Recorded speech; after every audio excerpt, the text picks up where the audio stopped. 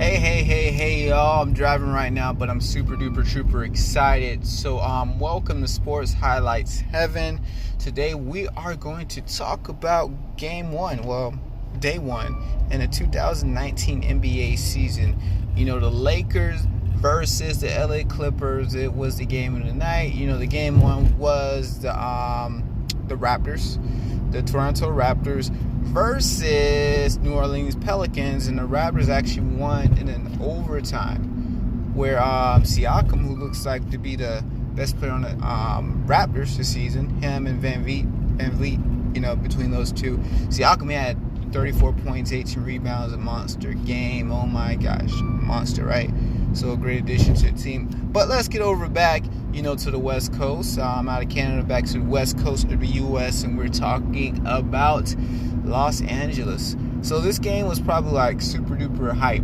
Like Stephen A. Smith was hyped about the game. Everybody that watched basketball was hyped because you have basically arguably the top two teams on everybody's list of the people that we think can make it to the NBA Finals. So obviously they're out of the West, so obviously only one, since they're in the same conference. But top two teams that will face off in the Western Conference Final and favor whichever team wins to win it all with the NBA championship.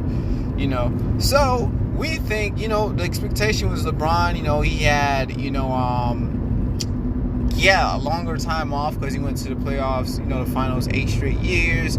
He's used to his season ending in June, but it ended in April last year because he basically got his first major injury.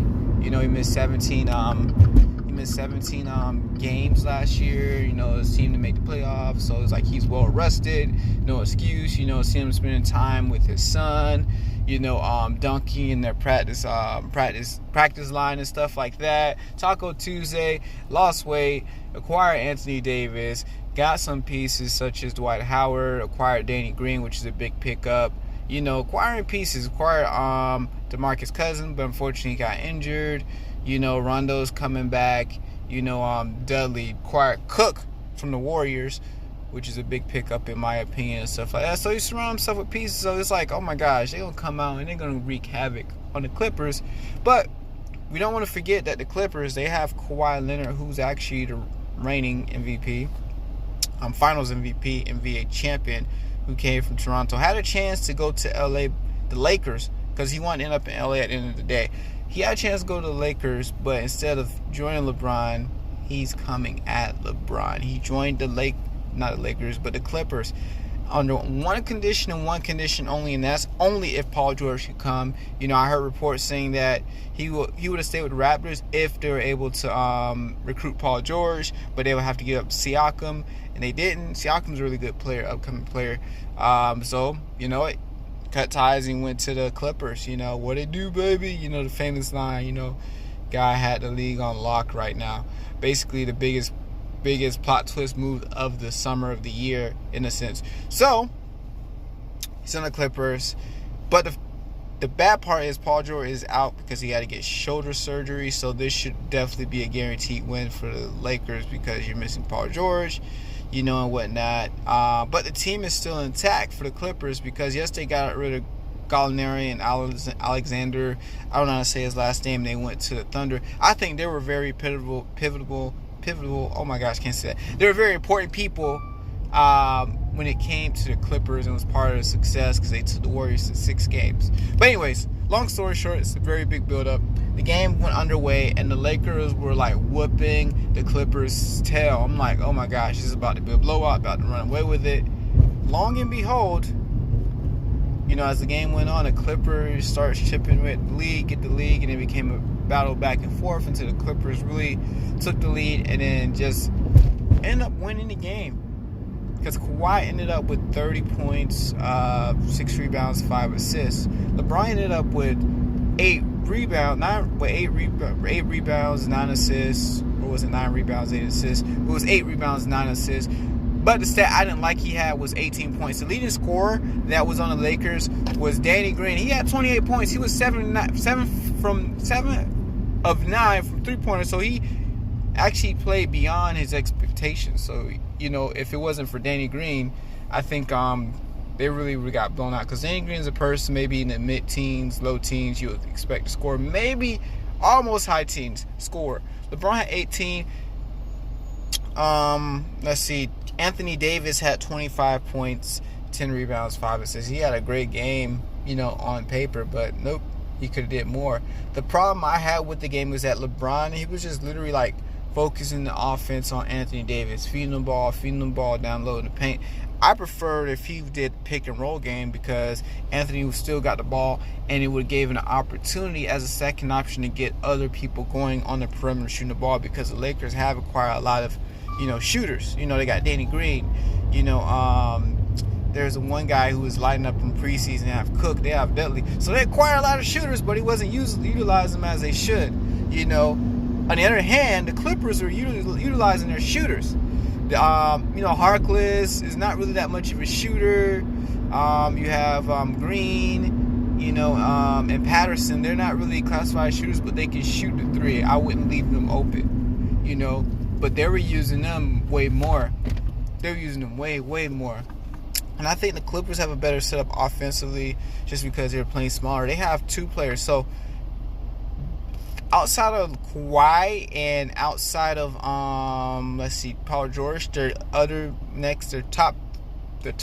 third best and the fourth player are the people that come off the bench, which I'm talking about no other than Lou Williams, Sweet Lou, and Mr. Oh my gosh, I forgot his name, Harold. I forgot his first name. It's hard to pronounce, but Montrezl Harrell. Yes, that's his name, Montrezl Harrell. They're the third and fourth best player on the team, but they come off the bench and they actually play way more minutes than anybody else on the Clippers. They play like 37, 39 minutes. Kawhi only played like 30, 31 minutes. Kawhi had 30 points, 6 rebounds, 5 assists, like I said. Montrezl Harrell had 17 points, 7 rebounds, and like 4 assists, while Sweet Lou had 21 points, and he was balling. See, the thing that Lou Williams has that most players don't really take advantage of in this game, which they should have, which dominates the game, is a mid-range game. You think of Kobe, you think of Jordan. Guess what? They were masters at their mid-range game. They weren't predominantly three-point shooters, which what the league is these days. You have Steph Curry. But anybody who has a mid-range game, they're so dangerous because if they're driving, you don't know if to guard them close or guard them far because of the fact of the potential threat of them like just stopping to pull up. And that's what Lou is great at, and that's the reason why he's able to get assists, and it creates more opportunities for a team to score, because this guy's mid-range game is probably the best, one of the best, definitely top 5 in the game. He's definitely going to be the 6th man of this year. I have no doubt about it, because he's 3 times 6th man of the year. I think he's just going to go for another round. The way this guy is playing, oh my gosh, great. It reminds me of Jamal Crawford, but he is more even deadlier. There's a point in the game where Kawhi Leonard he made 7 straight shots. The team played well. Obviously the Lakers, when LeBron's team, basically from what I see how his team works is that LeBron will start off, his team would be shaking, like we don't know if he's gonna win, and we'll just be questioning, in the beginning of the year. But he actually has a type of team that like it always comes together in the end of the playoffs. So I don't count them off just yet, but right now the team of LA right now is the Clippers. He really, like, Kawhi and them boys basically dethroned the Lakers from that first game. It's just the first game, so I don't want to speak so soon. I still have Lakers as favorite to win it all. We'll know more about it the season as the season progresses. And the fact the Clippers didn't even have Paul George, so that's even worse. So imagine when Paul George come back, because they only played a 9-man rotation, and that's without PG. So when PG come back, probably a 10-man rotation. The Lakers played 10 men too. They have more size. They have McGee. They have Howard. They have Davis. They have LeBron. I don't know why they didn't dominate that game, but the Clippers, you got to give it up to the organizations. They have Doc Rivers, way better coach. Jerry flipping West. Jerry West, he's the logo of the NBA. People forget that he's the reason why KD came to Golden State. So let that sink in. He left Golden State, he brought KD, and they did tremendous, amazing things there. Now he comes to the Clippers, and it looks like this is the beginning of a new era. Like, maybe the Clippers might be Golden State instead of the Lakers. They might take Golden State's placed as the favorites. But we'll see how the season progresses, because no other games were really played outside of the Toronto and the who did Toronto play again? The Toronto and Pelicans game. So we'll see how the season plays out, because we still have the Rockets. They still have the same team intact with addition of a Westbrook, who was way better fit than Chris Paul.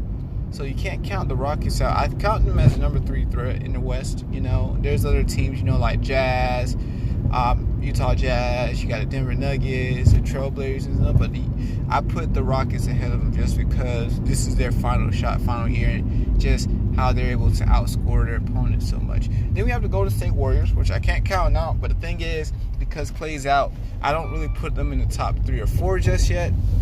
But I do put them in the top 8 teams that you don't want to sleep on, because if Klay comes back, you guys better look out, because they're going to be playing more of their style due to the absence of KD, right? He went to the Brooklyn Nets, and you have KD out, so they're able to play like they did when he went down, and they just literally swept the rest of the series with the Houston Rockets, and swept the Portland Trailblazers, which was sad.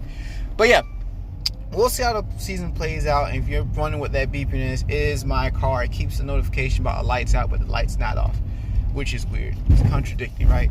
But yes, if this is your first time to my channel and you enjoyed this video, please make sure you subscribe and hit the bell notification. If you like this video, please like it.